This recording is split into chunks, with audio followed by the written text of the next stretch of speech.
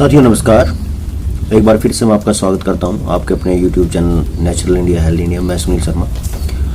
जैसा कि हमने काफ़ी समय से बहुत ही गंभीर विषय पे चर्चा की है, समस्या पे चर्चा की है और समाधान पे चर्चा की है।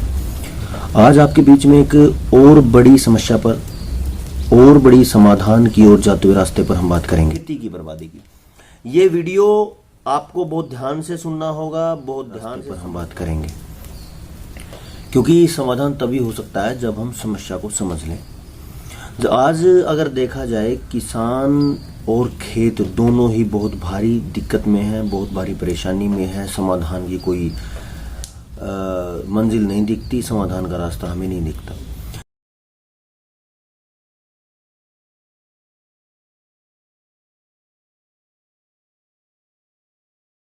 दोस्तों, मैं कहना चाहता हूं, बीज जो हमारे पास कंपनियों का आ रहा है उसके बारे में कुछ सोची समझी चाल और षड्यंत्र के बारे में।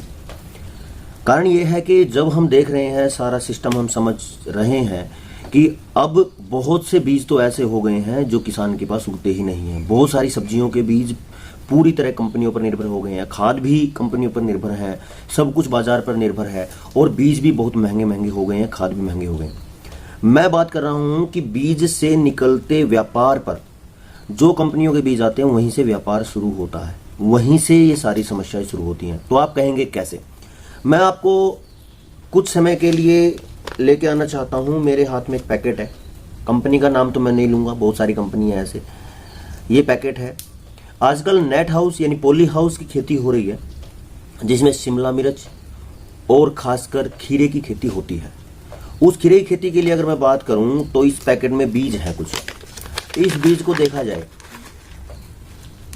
ये बीज है, मान लीजिए ये बीज पूरी तरह ही हरा है, केमिकल से मिक्स किया हुआ है।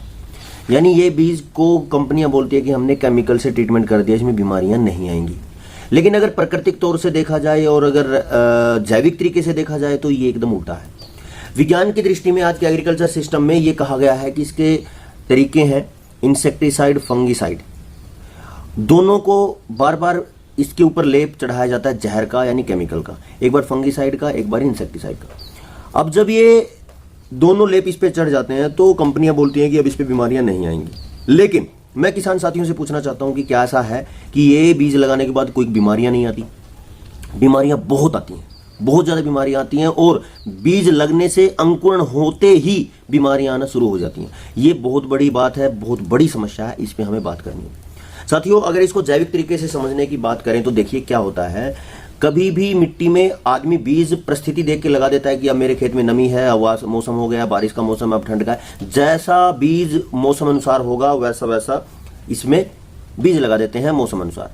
अब मान के चलिए कि ये बीज है, ये पूरी तरह से केमिकल लगा बीज है, आप देख सकते हैं पूरा हरा हो गया ये केमिकल से।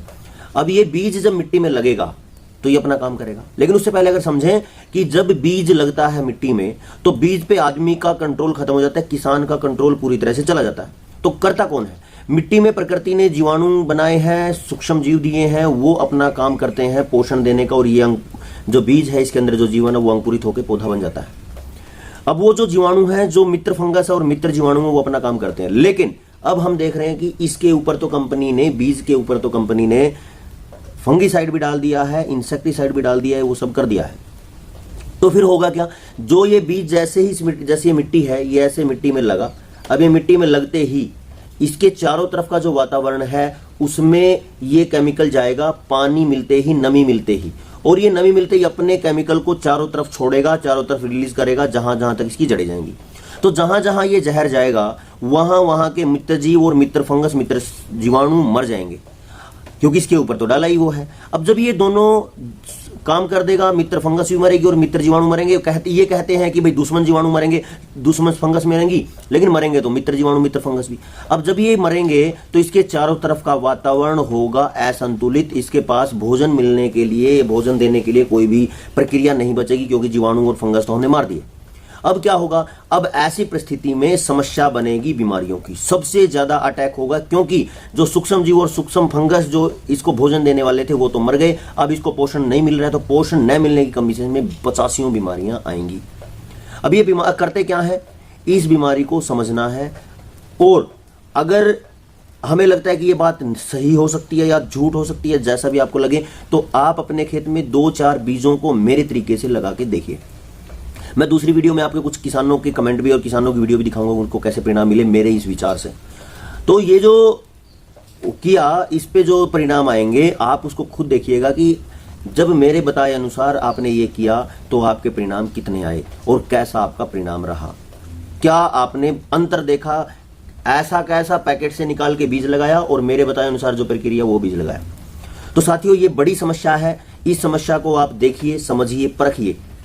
अन्यथा ये जो कंपनियों का एजेंडा है, बीज के साथ ही बीमारियां दे देना और उन बीमारियों के साथ में फिर आने वाले समय में हर दिन, हर तीसरे दिन, हर दूसरे दिन जहर डालने की प्रक्रिया कर देना और उसको निरंतर बनाए रखना, ये बहुत बड़ा खेल है।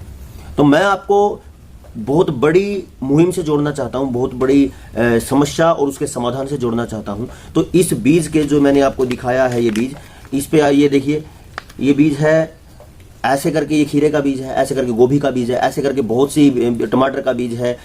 कितनी सब्जियां हैं, जितनी भी सब्जियां आती हैं, जितने बीज आते हैं वो केमिकल कोटेड आते हैं, केमिकल से लगे हुए आते हैं। तो जब केमिकल से लगे हुए आएंगे तो सबके साथ ये समस्या आएगी। फंगिसाइड और इंसेक्टिसाइड इनके ऊपर लगाएगा और जब ये लगा हुआ केमिकल जब मिट्टी में जाएगा तो मित्र जीवाणु और मित्र फंगस को मार देता है और वहां से शुरू होती है एक अंतहीन यात्रा किसान की बर्बादी की और खेती की बर्बादी की। और इसी के साथ मैं आपको ये बताना चाहता हूं कि ये छोटी सी मुहिम, ये छोटी सी समझ आपकी खेती में बहुत बड़ा बदलाव करेगी, बहुत बड़ा अंतर पैदा करेगी।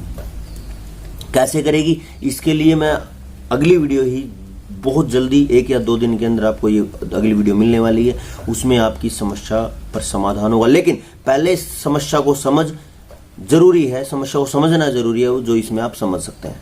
तो कृपया करके आप अगर ये सही लगे और बात समझ आए तो वीडियो को शेयर करिए, वीडियो में कमेंट करिए, ताकि और ज़्यादा से ज़्यादा किसानों तक ये बात पहुँचे। आप सबका बहुत बहुत धन्यवाद।